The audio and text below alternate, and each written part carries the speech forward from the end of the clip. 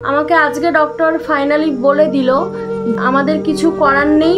মেয়ে দুটো ছোট ছোট, আজকে আমার যদি কিছু হয়ে যায় তো আমার ছেলে মেয়ে বা ওর কি হবে। চলাফেরা করতে গেলে ভীষণ কষ্ট হয়, মানে হাঁটাচলা করতে গিয়ে যদি সব সময় পায়ে ব্যথা যন্ত্রণার ওটার ভিতরে সব সময় ব্যথা যন্ত্রণা হয়, ভীষণই কষ্ট হয় আমার চলাফেরা করতে। তারপরেও এতটাই পরিস্থিতি খারাপ, এতটাই মানে মজবুর বললে চলে, তো সেই কারণেই কিন্তু আমাকে জব করতে হয়। ভগবান তোমাকে বানিয়েছে, ভগবান তোমাকে যেভাবে বানিয়েছে এখানে আমাদের কিচ্ছু করার নেই, আমরা কিছু করতে পারবো না। ভগবান তোমাকে এরকম করে বানিয়েছে। আমরা ইঞ্জেকশনটা আরও 1 মাসের জন্য নিতে হবে, তো 2 মাস আমার কমপ্লিট হয়ে গেছে ইঞ্জেকশন নিচ্ছি, আরও এখনও 1 মাস ইঞ্জেকশন নিতে হবে। দুটো ইঞ্জেকশনের দাম 3200 টাকা। টাকা পয়সা থাকলেই কিন্তু মানুষের জীবনে সুখ শান্তি চলে আসে না, টাকা পয়সা না থাকলেও মানুষের জীবনে সুখ স্বাচ্ছন্দ্য চলে আসে। টাকা পয়সা ছাড়াও কিন্তু কুঁড়ে ঘরে সুখে সংসার করা যায়। তার জন্য সর্বপ্রথমে দুটো ভালো মনের মিলের প্রয়োজন। দুজনের মনের মিল থাকলে আর দুজনের প্রতি দুজনের ভালোবাসা থাকলে, দুজনের প্রতি দুজনের বিশ্বাস ভরসা থাকলে, তাহলে টাকা পয়সা ছাড়াও কিন্তু একটা কুঁড়ে ঘরে অনেক সুখে অনেক শান্তিতেই সংসার করা যায়। এমনও ঘরে দেখেছি টাকা পয়সার কোনো অভাব নেই, কিন্তু তাদের জীবনে সুখ শান্তি ভালোবাসা বলে কোনো জিনিস নেই। আজকাল টাকার জন্য মানুষ কতটা নিচেই না নামছে, টাকার জন্য মানুষ মানুষকে খুনও করে দিচ্ছে। টাকাই কি জীবনের সব কিছু? টাকা কি মানুষের জীবনের সমস্ত সুখ স্বাচ্ছন্দ্য এনে দিতে পারে? মানছি টাকা জীবনে প্রয়োজন, কিন্তু টাকার সাথে সাথে কিন্তু মানুষের জীবনে একজন সঠিক মানুষ থাকারও ভীষণ প্রয়োজন, একজন মনের মানুষ থাকারও খুবই প্রয়োজন। এসব টাকা পয়সা মনের মানুষ এইসব নিয়ে তো গল্প হতেই থাকবে। তার আগে তোমরা সবাই বলো তো কেমন আছো? আই হোপ সবাই খুব ভালো আছো, সুস্থ আছো, আর আমিও কিন্তু ভালো আছি। ইউটিউব ক্রিয়েট ফ্যামিলি চ্যানেলে তোমাদের সবাইকে জানাই অনেক ওয়েলকাম, আর আমার তরফ থেকে অনেক অনেক অনেক ভালোবাসা। আজকে মর্নিং থেকেই কিন্তু ব্লগটা শুরু করে দিয়েছি। এখন মর্নিং হয়েছে, তুমি এখন উঠেছো ঘুম থেকে? এদিকে তাকালে হবে? তো আমি এখন বেরোচ্ছি, যাব ডাক্তারের কাছে। আর লাঞ্চ টাইম তো শুরু হয়ে গেছে, চলে এসেছি বাড়িতে, কিন্তু খাওয়া দাওয়া করিনি। খাওয়া দাওয়া করতে সময় লাগবে, সেই জন্য আগে আমি ডক্টরের কাছে যাব, তারপরে ওখান থেকে এসে টাইম থাকলে খাবো, আর যদি টাইম না থাকে তাহলে আর আজকে দুপুরে খাওয়া হবে না আমার, কারণ শরীরটা কয়েকদিন ধরেই খারাপ। আর এমনিতেও চেক আপে যাওয়ার কথা আমার, 15 দিন অন্তর অন্তরই চেক আপে যেতে হয়।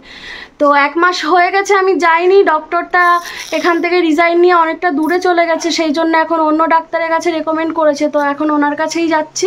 ফার্স্ট টাইম যাবো আগে ওনার কাছে, আগে কখনো যাইনি। তো যাওয়ার সময় ওদিকে স্কুল থেকে মেয়েকেও নিয়ে নেব, কারণ মেয়ের স্কুলটা আজকে ছুটি হয়ে গেছে 1টার সময়, তো এখন তো 1টা 5 কি 10 হতে যায়। তো চলো আমি বেরোই, আর তোমরা আমার সাথে থাকো। কি বলবে তুমি? বলবে কিছু? টাটা করে দাও, টাটা টাটা, কারণ তোমার সাথে আমার এখন আর দেখা হবে না, পরে দেখা হবে। টাটা করো, একটু ফ্লাইং কিস দিয়ে দাও তো সবাইকে। বেরিয়ে পড়েছি, তোমাদের দাদা ভাইও চলে এসেছে। হ্যাঁ টাকা নিয়েছি, খেয়ে নাও তুমি। তো এখন আমি অটো ধরবো, অটো করে এই রাস্তাটা দিয়েই যাবো, এখান দিয়েই যাবো। রাস্তায় এসে অনেকক্ষণ দাঁড়িয়ে রয়েছি, কিন্তু একটা অটোও পেলাম না, কারণ দুপুরবেলা তো, সেই জন্যই হয়তো রাস্তাটা ফাঁকা, একটা অটোও পাওয়া যাচ্ছে না। তো ফাইনালি আমি একটা অটো পেয়েছি, তো সেটাতেই উঠে পড়েছি। আর এই যে আমাদের বাড়ির সামনে রাস্তাটা দিয়েই যাচ্ছি, আর এই যে দেখো পাহাড়ের ওপরের দিকে কিন্তু এখন উঠছে। তো তোমাদের আমি একদিন বলেছিলাম যে আমাদের বাড়ি থেকে কিছুটা গেলেই পাহাড়ের ওপরে উঠতে হয়। তো এই যে এখন যেই পোর্শনটায় আমি আছি অটোতে, এটা কিন্তু অলরেডি পাহাড়ের ওপর, ঠিক আছে। তো এইখানটায় ওপরে উঠতে হয়, তারপরে আস্তে আস্তে নিচের দিকে নামতে হয়। আর তোমরা দেখতে পাচ্ছ রাস্তার পাশ দিয়ে কত স্কুলের বাচ্চা কাচ্চারা যাচ্ছে, কারণ স্কুলটা আজকে 1টার সময় ছুটি হয়ে গেছে। আর সব স্টুডেন্টরা কিন্তু সবাই যাদের যাদের বাড়ি ধারে কাছে তারা কিন্তু যাচ্ছে। আর আমি যাচ্ছি অটোয় করে। একটু পরেই আমার মাম্মামের স্কুল আসবে, ওই যে মেন রোডটা দিয়ে বাস যাচ্ছে দেখছো, ওই মেন রোডেই কিন্তু একদম এই রাস্তায় উঠেই আমাদের মাম্মামের স্কুলটা। ভীষণ বড় স্কুল, গভর্নমেন্ট স্কুল ওটা। আরোহী, বাহ বাহ বাহ।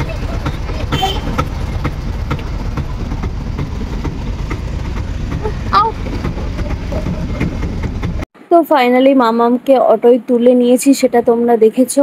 আর এই যে হসপিটালে কিন্তু চলেও এসেছি। সরি, এটা হসপিটাল না, এখানে বলে প্রাইভেট হসপিটাল, মানে যেটাকে নার্সিংহোম বলে।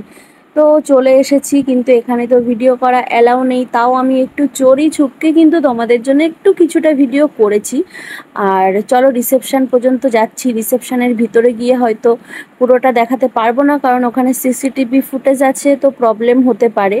তো আমি কিছু সময়ের জন্য ক্যামেরাটা অফ করেছিলাম। তারপরে রিসেপশনে আমি আমার ডক্টরের বিষয়ে কথা বলে প্রেসক্রিপশন নিয়ে তারপরে কিন্তু আমি এখন ওপরে চলে যাচ্ছি।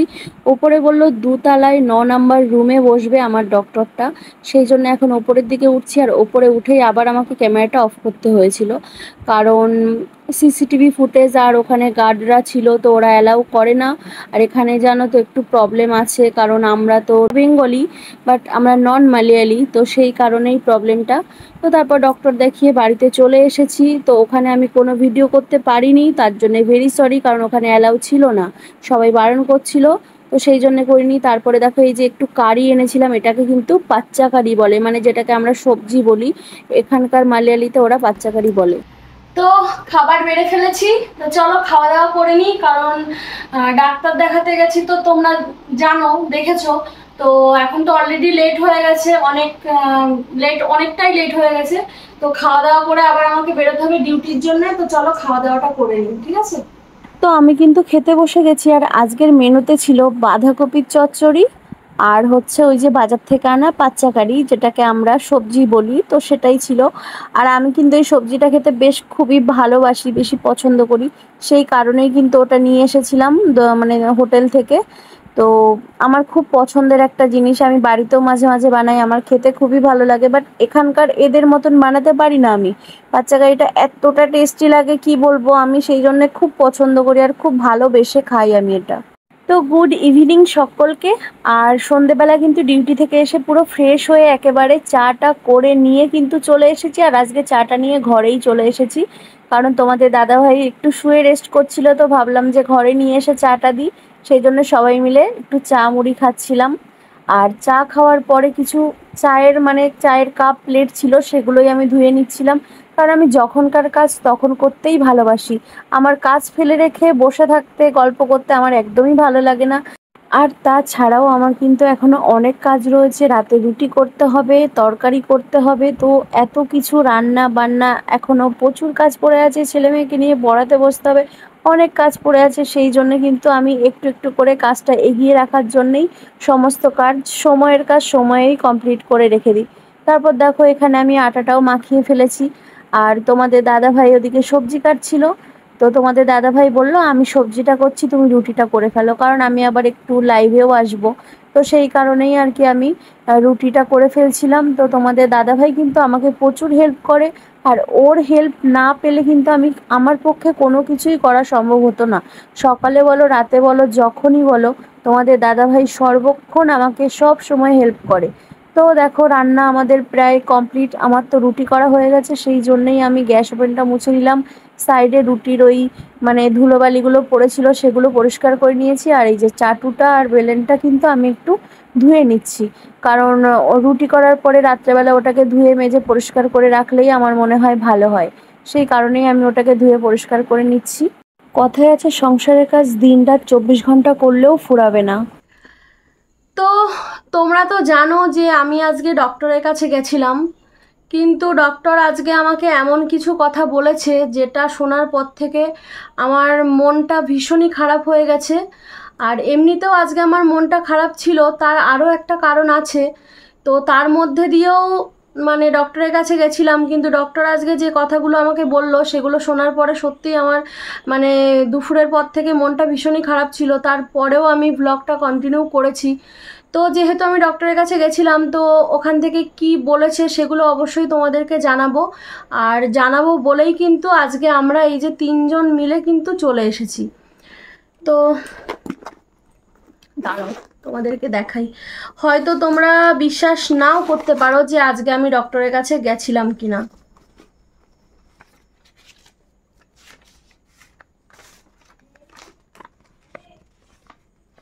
এই যে দেখো, এটা হলো আমার আজকের প্রেসক্রিপশন,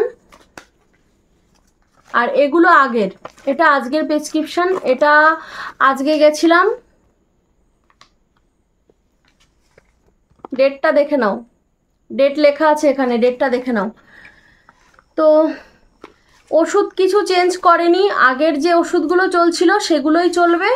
ইঞ্জেকশানটা আরও 1 মাসের জন্য নিতে হবে। তো 2 মাস আমার কমপ্লিট হয়ে গেছে ইঞ্জেকশান নিচ্ছি, আরও এখনও 1 মাস ইঞ্জেকশান নিতে হবে। আর তার সঙ্গে আরও কিছু কথা বলেছে, মানে যেটা আমার সবথেকে বড় প্রবলেম, আমি তোমাদের সাথে বলেছিলাম যে আমার পায়ের ব্যথাটা বেড়েছে, তো সেই পায়ের জন্যেই ডক্টর আমাকে কিছু কথা বলেছে, তো সেই জন্যেই মনটা ভীষণ খারাপ। তো সেটা তোমাদেরকে বলছি। তার আগে দেখো কতটা ওষুধ দিয়েছে, তোমরা দেখো শুধু এই একরকম ওষুধ। এক মাস নাকি? হ্যাঁ, 1 মাস না, 15 দিন। 15 দিন? তারপরে এই দেখো এখানে 15 দিনের ওষুধ দিয়েছে।